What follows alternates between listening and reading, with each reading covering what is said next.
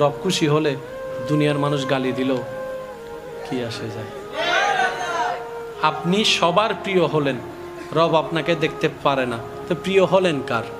কেউ আপনাকে দেখতে পারে না, কিন্তু রব বলে যে জিব্রাইল ওই এটা আমার বান্দা, আমি ভালোবাসি।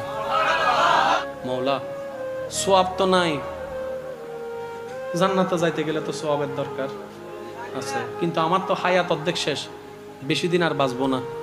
কারণ আগের মানুষ 70, 80, 90 বছর বাঁচত, এখন 40, 45, 50, 60-এর মধ্যে সবাই চলে যাচ্ছে।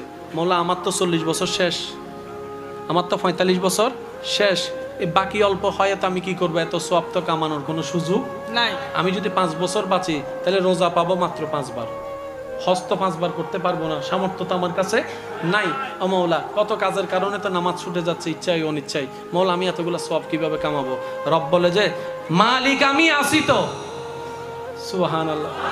আর তুই তো অন্য নবীর উম্মত না, তুই তো আমার নবী রাহমাতুল লিল আলামিনের উম্মত, তোদের জন্য আমি স্পেশাল সুযোগ রাখছি।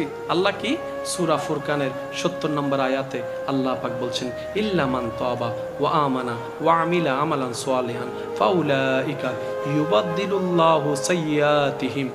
বান্দা, যদি তুমি তওবা করে নিজের অতীতকালের সমস্ত ভুল বুঝতে পেরে স্বীকার করে আমার কাছে সারেন্ডার করে মাপ চাওয়ার পরে যতটুক পারো ভালো কাজ করার যদি চেষ্টা করো, সুবহানাল্লাহ বলেন না, ভুল বুঝার পরে তওবা করার পরে ঈমান আনা শক্ত করে যতটুক পারো ভালো কাজ করার যদি চেষ্টা করো, ইউবাদদিলুল্লাহ, আমি আল্লাহ তোমার যত গুনাহ মাফ করেছিলাম 85 সাল থেকে 23 সাল পর্যন্ত, যত হাজার কোটি গুনাহ মাফ করে দিয়েছিলাম, গুনাহ মুছে দিয়েছিলাম, প্রত্যেকটা গুনাহকে আমি আল্লাহ বাম কান থেকে ডান কানে ট্রান্সফার করে গুনাহকে সওয়াব বানাই দিব। সুবহানাল্লাহ।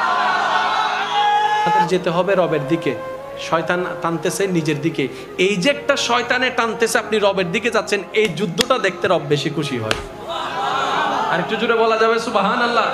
আপনি জানেন আপনার যখন আজানের সময় হয়, আপনি প্রায় সময় খেয়াল করলে দেখবেন এমনি ঘুম আসে না, 1টা, 1:30, 2টা বাজে ঘুম আসে না, যখনই আজানের টাইম হয়, যখন আজানের সময় হয়,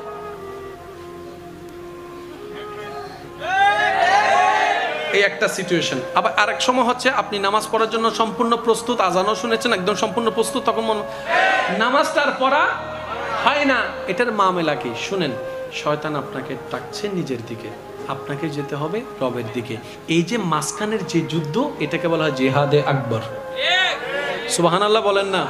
এই যে আপনি রবের দিকে যাওয়ার জন্য আপনি যাচ্ছেন, চেষ্টা করছেন, এটা হচ্ছে বড় জিহাদ, উত্তম জিহাদ, কারণ আপনি শয়তানকে পিঠ দেখায় রবের দিকে যাচ্ছেন। ওইটাই আল্লাহ পাক বেশি পছন্দ করে, ওইটাই দেখতে চাই। সুবহানাল্লাহ। এটার বাস্তব প্রমাণ রমজানুল করিম। এবার বলেন, রমজানের মধ্যে সারাদিন আমরা পানি, জোরে বলেন না, ভাত খাই না। আচ্ছা, এটা তো না হয় কোনো রকম একটু বাদ দিলেন, যাদের একটু নেশা করার, মানে নেশা বলতে আপনার সিগারেট, বিশেষ করে এই সিগারেট খাইতে না পারলে তো মাথা ঠিক থাকে না। কষ্ট নিয়ে না, আমার কথা বোঝার জন্য বলছি।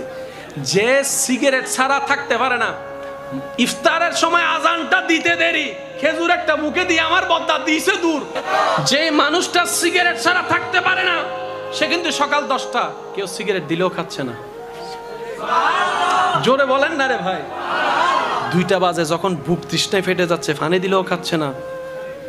ঘরের ভিতর কেউ নাই, বন্ধু বলে যে তুই খাইয়ে ফেল, আমি কাউকে বলবো না। আপনি বলছেন না না, আমার রব দেখবে, রোজা ভেঙে যাবে, আমি খাবো না।